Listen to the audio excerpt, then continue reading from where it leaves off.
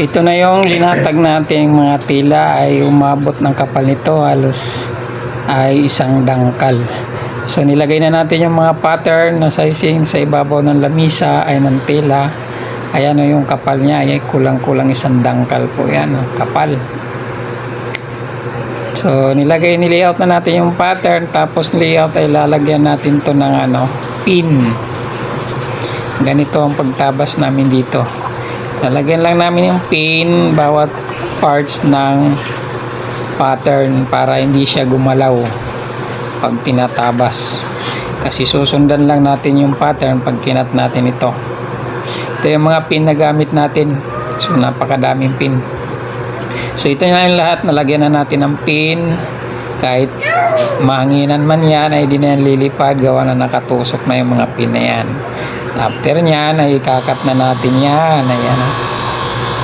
So dahil medyo makapal ang tela, medyo hirap din ang ating makina, ating pang-cutting. Medyo hirap din siya dahil ang tela nito ay mga cotton 12. Karamihan ay makunat.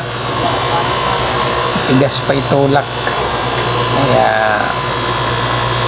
makapal kasi, kaya medyo mabagal ang cutting.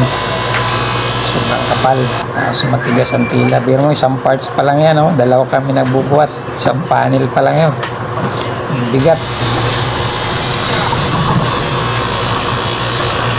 So ayan, natabas na namin. Inuuna namin yung sa dulo, yung medium size kasi ang nasa dulo, kaya inuuna namin yung medium size, tapos sunod-sunod na yan hanggang dulo naman yan ng latag. Doon ang tapos niya.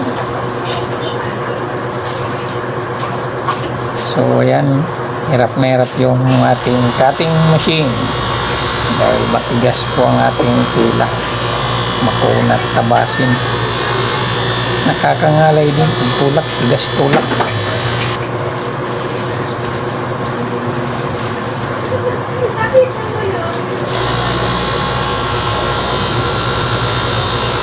Ingat lang tayo sa cutting dahil ang cutting natin ay napakatalas. Yung mali lang yan, pwede maputol ang daliri mo dyan.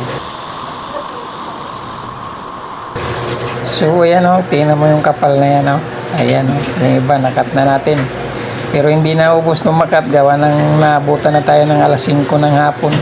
Kasi pagpapatuloy na lang natin to kinabukasan naman pagpasok natin, kasi mag-uwian na ayan. Few moments later. Ito na yung kabuuan, natapos na lahat matabas.